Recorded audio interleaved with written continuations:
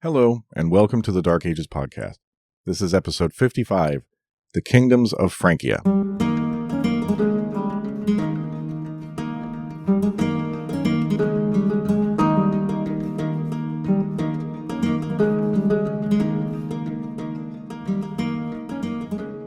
First of all, thank you to everyone who participated in the polling to determine the subject of this episode. Obviously, the Franks were victorious, but by only 7 votes. So, well-fought election, Ostrogoths. It will be your turn soon, I promise. Now, I have a few concerns. I have been building up the complexity of the Franks and their ruling Merovingians for quite a while now, and I am not wrong. There's a lot of names that are very similar to each other. They do not have the decency to live and die in an orderly, linear way, and there are indeed weeds into which we can get. On top of that, the last time I talked about the Franks in any kind of depth was episode 37, which, thanks to all of the various schedule problems and my general fecklessness, is over a year and a half ago. Sorry about that. That being the case, I feel that it behooves me to take an episode to set the scene and also remind us what it is we're doing here, and generally give us a picture of the world and backdrop against which all of the things that we will end up talking about happen. Plus, how often do you get to use the word behooves? So this is the behooved scene-setting episode. We're going to talk a little bit about geography, but not too much, because it's not a lot of fun to listen to somebody describe a map. Mainly, we're going to talk about the society that Clovis was the head of at the time of his death. So there's going to be some talk of aristocracy, there's going to be some talk about law, there's going to be some talk about marriage, there's going to be some talk about economics, there's going to be some talk about trade, and frankly, the episode did get a little bit away from me. I would ask if all of that sounds okay, but, it's a podcast, so I'm just going to get on with it. Clovis I died in November of 511, and at the time, his kingdom comprised most of modern France and Belgium, as well as the modern German states of Baden-Württemberg and the Rhine-Palatinate. The eastern edges, though, of his kingdom are a little harder to nail down. That meant that there were significant amounts of territory and people that had never been directly ruled by Rome included in them, and those areas, we will see as we go forward, would develop a little bit differently than the others. But Clovis's hegemony wasn't over all of Gaul. In the south, the Visigoths were still in charge in Septimania, as far inland as Carcassonne. Provence was directly ruled by Theodoric the Great at the time, and actually Theodoric the Great was also ruling Septimania and the rest of the Visigothic kingdom as a regent. We've talked about all of that extensively, of course. Also in the southeast, the Burgundian kingdom remained independent and straddled the Rhine, controlling it between about Geneva down to about Avignon. And in the west, Brittany, being isolated by dense forests, remained independent, and in this exact moment in history was being colonized by refugees from Britain, giving the region a distinct Celtic flavor different from the rest of France. Some of you may have been listening and reading between the lines and guessing that this list of territories that aren't ruled by the Franks yet is foreshadowing, and you would be absolutely correct. But we're going to leave the actual mechanics of all of that, all of the war and deceit and occasional statesmanship, for the later episodes. Now, let's build a picture instead of the lands and people that Clovis ruled and how they made their livings. To start with, population. Any attempt to come up with a hard number for the population of Gaul is to be treated with extreme caution and ringed around with more weasel words than actual words. 6 to 7 million is probably a pretty good guess, though actually it might be a little generous. Of that 6 to 7 million, at the time of Clovis's death, probably 150 to 200,000 would have identified themselves as Franks. So that's about 2 to 3% of the population that lives, eats, breathes, and speaks Frankish. Everyone else is a Gallo-Roman who speaks late vernacular Latin. The extent of Clovis's conquest meant that the Frankish kingdom was thus much bigger than the Frankish homeland. Most of that 2 to 3% was concentrated north of the Loire, with the core region being between the Seine and the Ardennes. In that region, the cultural influence of this minority was huge and out of all proportion to its size. And within a few generations, Frankish names across the north of France become much more common than Latin ones, and no chronicler ever refers to those north of the Loire as Romani anymore. All that remained of the old identification with Rome was the language. They were now Franks who spoke a Romance derivative of Latin. I really should do an episode on language as it is right now changing, but I'll just add it to the list. Anyway, further south, the lands were ruled by Frankish lords, but Roman tradition carried on much more strongly. There is little evidence of migration after Clovis's victory at Vouille. Frankish lords were sent to administer new provinces, but there was no concerted effort to settle the region with Frankish farmers, or anything like that.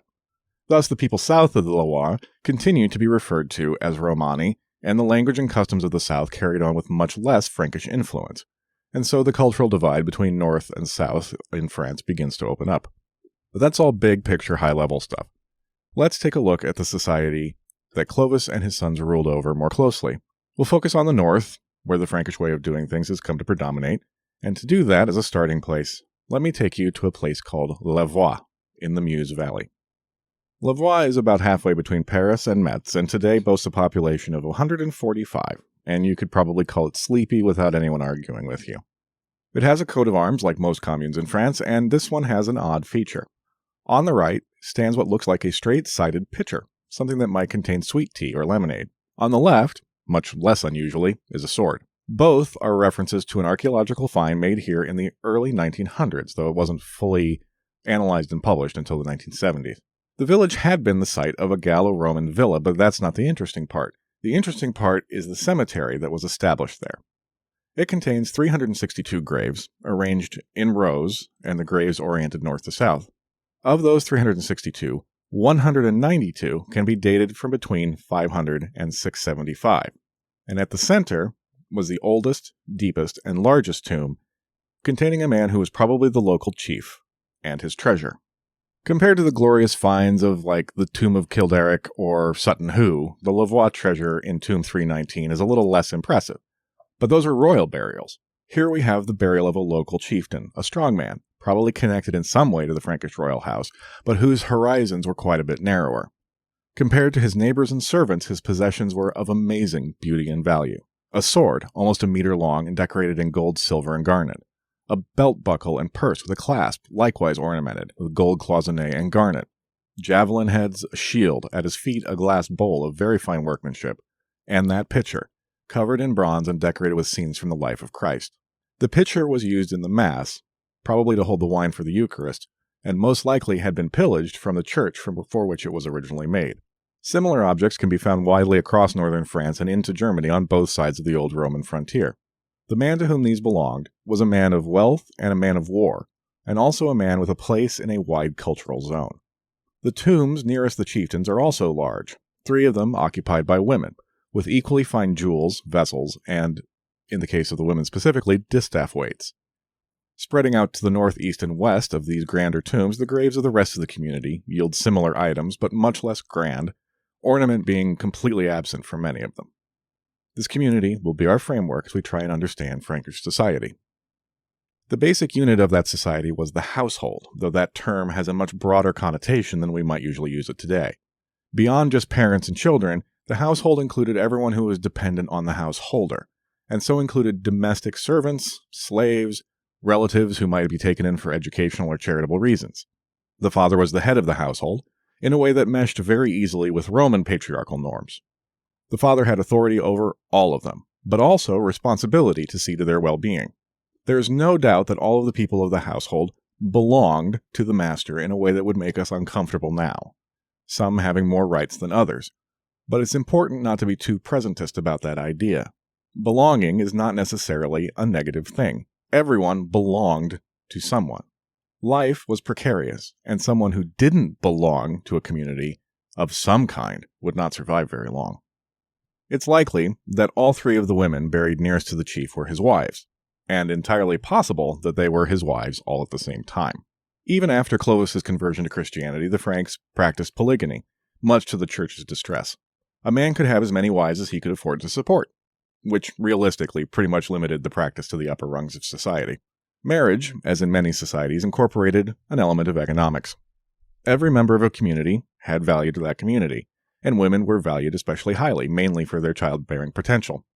The loss of any member of a community would require compensation to that community. In cases of murder or accident, that compensation would take the form of a wehrgeld. A wehrgeld is a fine levied in an attempt to avoid destructive blood feuds from being established. In the case of a marriage where a valued woman was removed from one community and taken into another, compensation came in the form of a reverse dowry, a payment from the groom to the bride. Again, it's easy with our modern eyes to condemn this kind of thing as a simple sale of women, but no one at the time would have agreed. In Frankish society, dowries were substantial, traditionally 1/3 of the groom's property, again reflecting the high value that women had. By the way, the weregild for killing a woman was 3 times that of an ordinary man. A second gift from husband to wife was expected after the marriage had taken place, which was called a Morgengabe, and the father of the bride usually also pitched in a wedding gift to the couple. That was for one, more formal kind of marriage. A second kind was also common, though, which was less formal and required no transfer of property. That was called a Friedelede, and it was a private agreement between a man and a woman. It was not, in other words, organized or negotiated by the heads of households or formalized in a religious ceremony, and it was therefore a threat to the authority of both the paterfamilias and the church. Often a pretext of abduction was used. The hopeful groom kidnapped his bride-to-be with her consent and cooperation. Once the union had been consummated, the bride's family had 3 choices available. They could seek vengeance through violence with all the risks that entailed. They could pursue the groom through legal channels seeking compensation for the rape of a daughter, or they could accept the abductor as the woman's husband. Most often, ultimately, the latter was the end result. Such marriages were publicly recognized, though not necessarily publicly approved of. And I don't mean to pretend that this kind of thing always had the women's consent. I have no doubt that there were plenty of cases that involved coercion and maybe straight-up violence, but we should not be misled by the word abduction to assume that they all did. Concubinage was also common between marriages or alongside them, all the way into the 8th century. The church often objected and gradually did manage to chip away at the acceptance of such a varied array of arrangements. All children from any of these marriages or arrangements could potentially inherit, including the illegitimate ones, although they would be at a disadvantage in disputes. The Salic law, famously promulgated by Clovis, bars women from inheriting Salic land in its text, but no one actually knows for sure what that means. It's clear that women were barred from some real property inheritance, but could definitely expect a share of movable wealth when her father or husband passed away, and a wife could easily inherit all of her husband's property upon his death and be absolutely free to control it without reference to male authority at all. Being a householder, absent any other rank or title, was an elite status in itself. Establishing a household required resources, and those resources were based on land. Kings, magnates, and even more prosperous peasants were all householders, and distinctly in the minority. The majority of people lived as parts of others' households, hired hands, house slaves, children of neighbors, unmarried relatives. Everyone would have had a job of some kind to contribute to the household's prosperity, and in turn the householder would ensure that they were fed, clothed, and safe. As you can imagine, the size of any given household depended on the wherewithal of the householder, and could range from just a nuclear family to dozens and dozens of armed bodyguards and servants, and other hangers-on like the king or other great men would have. The basic worldviews of the Frankish and Gallo-Roman aristocrat were pretty well aligned, which no doubt smoothed the merger of the two. The power of both was based on landholding. Those lands were originally distributed according to rank, but were heritable, meaning that the Frankish aristocracy did not depend on the king for their wealth or position. The landowning class existed prior to and developed alongside the Merovingian kings. They expected to play a role in the government of the kingdom as well. Most of the functional offices of the king, counts and dukes, were filled by these rich men, and their status gave them influence, not the other way around. A quick aside about those titles, by the way. Today the term count, duke, or earl all refer to levels of aristocracy, in a set and understood ladder of importance. They were not nearly as tightly defined in the Merovingian kingdom. For the Merovingians, it was just a job title. Count comes from the Latin comes, meaning companion, and implied a position within a ruler's household. Roman comes had specific jobs and responsibilities in a system that was retained by the Visigoths and Ostrogoths. In the Merovingian system, comes indicated only some kind of connection to the king, and a broad responsibility and mandate to execute his wishes. The exceptions were just the absolute highest positions, having defined responsibilities. For example, the comes palatii, who was in charge of the whole royal household, or the comes stabuli, in charge of the stables and mounted fighters, and from which the term constable derives. Comes would also sometimes be tasked with the governance of a region, and given the slowness of communication, these men would perforce have a pretty wide latitude in affairs. Gregory of Tours refers often to these propertied men using their influence and position to enrich themselves by means both legal and not. Dux, meanwhile, is a military title, which developed into the word duke, and which in Roman times indicated authority over an entire province, and which was carried on by the Franks. A dux usually was of higher rank than a comes, but as you have already heard, the finely graded hierarchies of the late Middle Ages have not developed yet. If you have any background in medieval history, then you know that for a long time, kings are dependent on churchmen to fill the ranks of their bureaucracy, since clerics were pretty much the only literate people around. That is not yet the case in the Merovingian kingdoms. Most territorial administrators and close household men of the kings were lay nobility, and literacy among them must have been relatively high in order for them to function. The government of the Merovingians would have generated a sizable corpus of correspondence, but unfortunately all that survives is a single volume's worth of letters called the Austrasian Letters, which survive in one single manuscript, compiled in the 9th century. Everything else has been lost, because it was mainly conducted on papyrus, not the more expensive and more durable parchment. The many, many frustrations of the historian of the early Middle Ages. So in many ways, the government of the Merovingian kingdom is distinctly different from what we would assume it to be, and from what would develop later in the Carolingian times. The aristocracy had a second source of power aside from simple wealth and a relationship with the king. They had an essential and intangible kind of charisma, derived from their history of success, leadership, and fame. It clung to particular families who had a history and reputation for producing successful fighting men. But this quality had to be continuously demonstrated and maintained. An aristocrat was expected to uphold his status through his lifestyle, building a shared worldview in solidarity with his neighbors by hunting together, fighting together, and feasting together, served to protect a Frankish aristocrat both physically and in reputation. The chieftain at Louvois did not build fortifications to hide behind as his Roman predecessor might have. Instead, he depended on his local relationships and the loyalty of his household and followers. That loyalty was guaranteed and built by generosity. I've talked plenty before about the importance of largesse to a leader's reputation, and usually it's been in reference to the other fighting men that followed him, but it extended beyond that, both vertically and horizontally. Horizontally, nobles exchanged gifts with each other in demonstrations of affluence and generosity, which I'm assuming had no small amount of competition involved in it. Vertically, the great man was expected to distribute the fruits of his labor as well as the produce of his properties, both through direct gift-giving and through communal feasting, where the local farmers and other free men of the area and their families were received as guests and the beneficiaries of the chief's hospitality. By accepting that hospitality, they placed themselves in his debt and were thus obligated to come to his assistance when called to do so. This isn't feudalism. These farmers and free men held their land by their own right, not from the lord in exchange for service. It is instead a much more subtle and complex system of lordship, where the lord is the lord of a people and not of a territory. This system of mutual obligation then repeated itself, all up and down the social ladder from the king on down. So what about the on down? Who are these others buried around the chieftain of Louvois? The graves are clustered in groups, which suggests kinship connections, another locus of loyalty that brings the society together. The majority of the Frankish population were freemen, and were the backbone of both society and the military.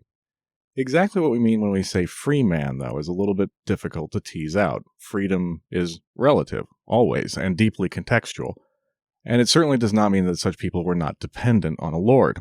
Dependence was a given. It is the nature of that dependence that's the real question. The men of Louvois were obligated to fight for him, and as fighters they thus had the right to participate in public justice. The line then between free and unfree was marked with a sword, or more likely a spear point. It was their status as fighting men that had made them and their ancestors free. They may not own the land they worked, but they were free and legally belonged to themselves and to the king alone. Local lords, of course, placed pressure on these people with their generosity, with threats, and the manipulation of local circumstances. Over time, more and more of them might lose whatever land they did own, and a bad year would force them to seek help from the lord, who would insist on concessions in return for assistance. Thus their dependency might increase. But still, the right to bear arms and the right to participate in local courts and the exercise of justice is what made free men and families. And then there was everyone else. The unfree. The new blended Frankish and Gallo-Roman societies commingled several kinds of unfree persons who came in various flavors. From Roman tradition came the coloni, the farmers who worked basically as sharecroppers. They paid a portion of their harvest to the landowner as rent on the land that they worked. The colonate system had been reformed by Diocletian, tying the coloni to the land that they worked and significantly degrading their position. And the trend had been downward ever since. There had already been a parallel tradition of allowing slaves to work land for their own support, and the distinction between coloni and these slave tenant farmers became increasingly academic. Most of the workforce on the traditional Roman villas, especially in northern Gaul, were coloni. Slavery in the early Middle Ages was just as present and accepted as it had been in the classical world, with a few differences. The Franks had no tradition of mass slave economy like the Romans did. Frankish slaves were usually either prisoners of war or people who had lost their freedom through the judicial system. In the northern parts of the Frankish domains, then, large gangs of field slaves were rare. Slaves usually worked as household slaves, more domestic servants than brute labor force. In the south, where the Frankish portion of the population was much smaller, the Roman system persisted much longer, with villas being worked by slaves being the norm, until landowners came around to the idea that it was cheaper to assign land to slaves to work for themselves than it was to feed large crowds of them, and gradually field slave, slave tenant, and coloni merged into medieval serf. At both ends of the social spectrum, Roman and Frankish society were merging and changing. For everyone, free or not, day-to-day life would have been hard. Agriculture in northern Gaul had been organized around the villas in Roman times, meaning an isolated estate that produced much of what it needed locally. In the 3rd and 4th centuries, these isolated settlements became more and more vulnerable to attack, and so populations became more concentrated for defense. The villages that emerged were distinct from the villas not only in their relatively high population density, but their impermanence. Stone buildings were rare, aside from churches. What was the point of all the effort and expense of a stone foundation if the house was going to be burned down every other year? Lightly built timber thus became the norm. Eastward, on the German side of the Rhine, things were also changing. Archaeologists find significant drop-offs in the number of inhabited sites in late antiquity, and then a century or two later, an increase in population density in the early 5th century. Around Trier, 20 new sites appear between 450 and 525, for example, and 28 more before 600. It was a similar story around the area around Cologne. These cities are in the more Romanized portions of Germania, while further north and east, populations continue to decline well into the 8th century. Often, villages appeared around local religious sites, sometimes an old pagan shrine, a church, or a hermitage. Cemeteries would then reinforce the connection between the present and the past and establish a sense of continuity. They were often centered on the gravesite of a founding figure, such as a saint, the chieftain of Louvois, or something older. At Flaunheim, pre-Christian tombs had a chapel built directly over them, forming the center of the life of the new religion. Rather than condemning or forgetting the pagan past, the community just retroactively Christianized it and carried on as they had. The vast majority of that population spent most of their time, of course, on agriculture. The agricultural techniques of the early Middle Ages were pretty much a continuation of the techniques of the late Roman period, and that is not necessarily a good thing. A decline in the productivity and sophistication of Roman agriculture had been underway since the 3rd century, along with a backsliding of technology. Farm machinery, of a kind described by Pliny the Elder, had completely disappeared. Water mills were common only along the Rhone and some other rivers, but generally unknown. Land was abandoned and allowed to return to nature. The snap thought is that all of this must have to do with all that violent barbarian invading going on, but the trend was evident well before that. A more likely cause of the contraction of agriculture was a labor shortage, and a tax regime that discouraged marginal lands from being cultivated. By the time the Germans arrived, the decline had been apparent for a century or more. Tools and methods were probably actually even more primitive than you're already imagining. The plow that was used was usually the simple ard plow, which is essentially just a stick, which cut a furrow but did not turn the soil over. The plow would usually be run over the field twice, the second time at right angles to the first in order to maximize coverage. It and most other tools were made of wood. Iron was rare and difficult for the average person to get hold of. In fact, appeals were made to local saints to assist in finding lost iron tools, and their recovery often went on the list of local miracles. Iron tools were used sparingly, mainly to make other wooden tools. The general decline in agricultural production cannot be blamed on the Franks or their Germanic cousins, but other changes can be. Wheat had been the dominant cereal crop across the empire, but began to give way to darker, more hardy grains that arrived with the barbarians. In the north, barley and sometimes rye took up more and more space in the fields. They were hardier in the increasingly chilly climate and could be stored longer than wheat. They could also be made into beer, or more properly, ale, which was more food than intoxicant. The Franks also brought with them an emphasis on cattle raising. Cattle had been the primary measure of wealth east of the Rhine since Tacitus's time, and became more common in Gaul as the Franks' influence spread. In Clovis's time, it remained a key indicator of status, as evidenced by the prominence cattle are given in the law codes compared to other livestock. One surprising area where agriculture actually expanded was in wine production.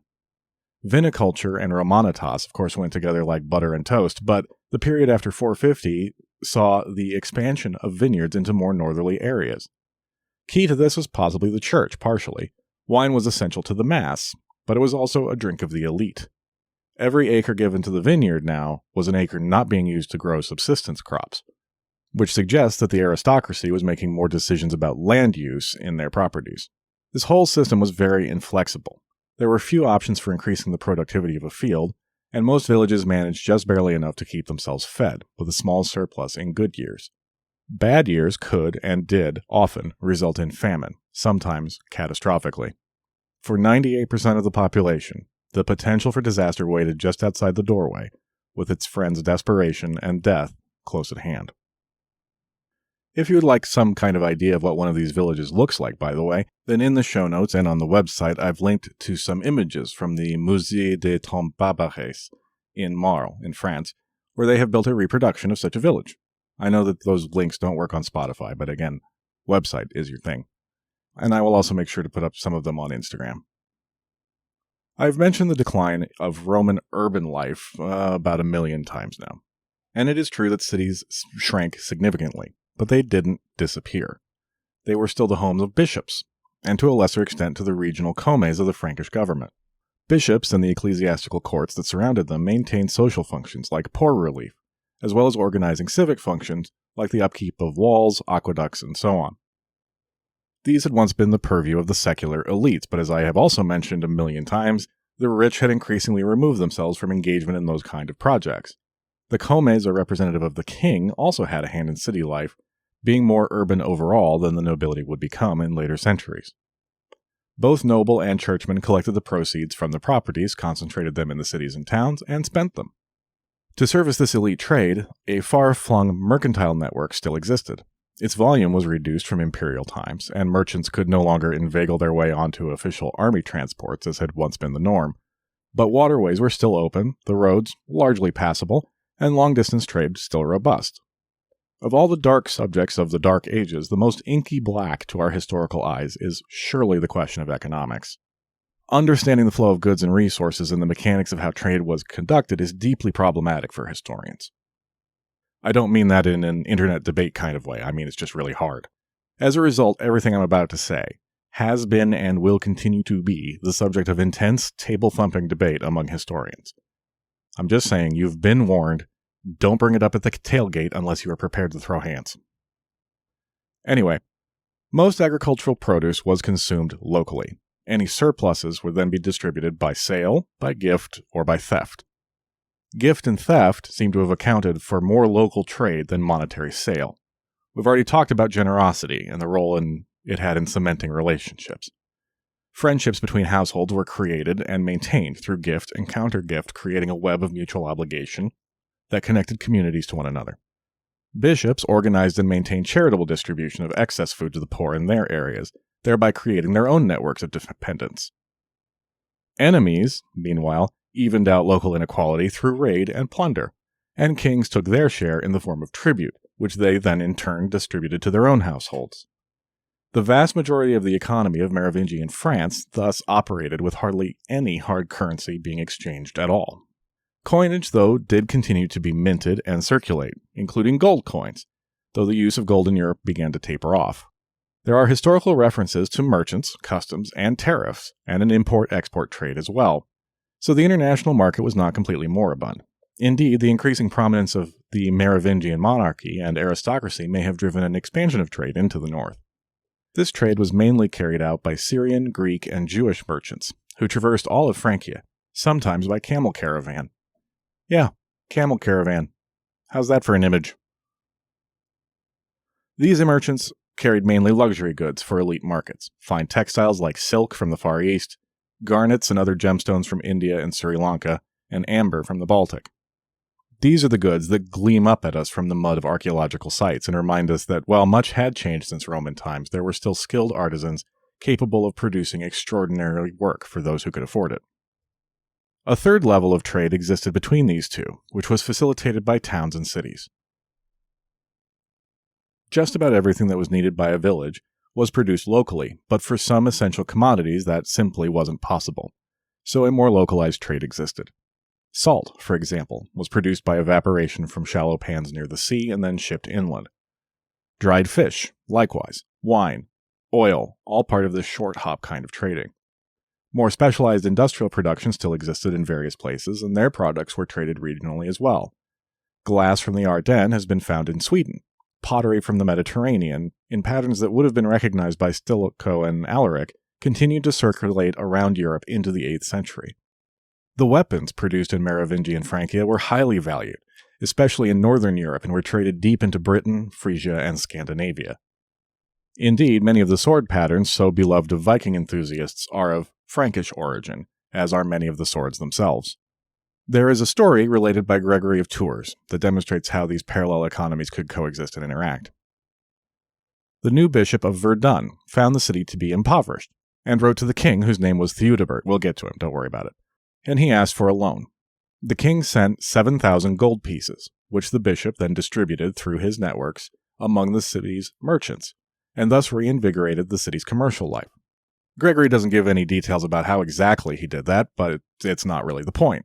The point is, it worked, and it worked well enough that the bishop was able to offer to repay the loan with interest, but the king declined the repayment. Much like Carmine Falcone, money's not as interesting to him as favors. It was far more advantageous to Theudebert to keep Verdun in his debt in the long term than it was to have the gold back. The cash economy fueled the merchant class, but it was the economy of obligation that motivated the aristocracy. And often, as in this case, it was the ecclesia that bridged the gap between the two. When Clovis died, he was unchallenged as king of all the Franks, and of a lot of other people as well. Stretching across both Roman and non-Roman lands, his kingdom still enjoyed cultural and trade connections with the Mediterranean world, though it was quickly becoming its own new beast. As elsewhere in the former empire, agricultural sophistication had been falling for some time, and the climate changes that came along in the 530s would only exacerbate the trend. Church and state were closely linked, but not as intimate yet as they would become in their later Carolingian era. Clovis was at the head of a caste of aristocrats, who derived their own power only partially from their relationship to him, and that would make for some difficult times later on.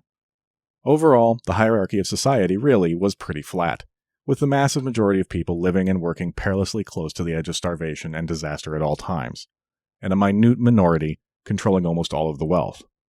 But, as we've seen, there was still trade and a tradition of open-handedness from both aristocrats and church that could help mitigate the worst deprivations, though it often wasn't enough to overcome the simple realities of an inefficient and inflexible agricultural system. That's going to do it for today. I will confess that when I first conceived this episode, it was intended as a bit of a breather, while I got my ducks in a row for the political history of Clovis's sons, but it kept on just growing and growing. You'd think I would have learned my lesson from that episode I did on Rome and Hispania. These socio-economic ones always turn out to be much more involved than I anticipate. My working goal for this year had been to get at least 2 episodes out per calendar month. So by that metric, dang it. I wish I could manage a bit more regularity for you guys, but as I've said before, this isn't my full-time job. Maybe one day it can be, but in the words of Aragorn, it is not this day. So I thank you all, as always, for your patience. Thanks also to my beloved supporters on Ko-fi.com, whose support, in spite of my inconsistency, is forever humbling. To Andrew, I certainly will keep up the dry humor, as I know no other way of being. To Jeff, no, thank you, sir. Thanks to Dominic, very much appreciated. Thanks to Henry and Zoli. And to Souza, whoa. Words fail me. Thank you so much. Also, as always, my forever gratitude to monthly contributors John, Dusty, Eric, Jesse, Paul, Scott, Barchester, Micaiah, and Alex. Micaiah, I really hope I'm not screwing up your name. Please let me know.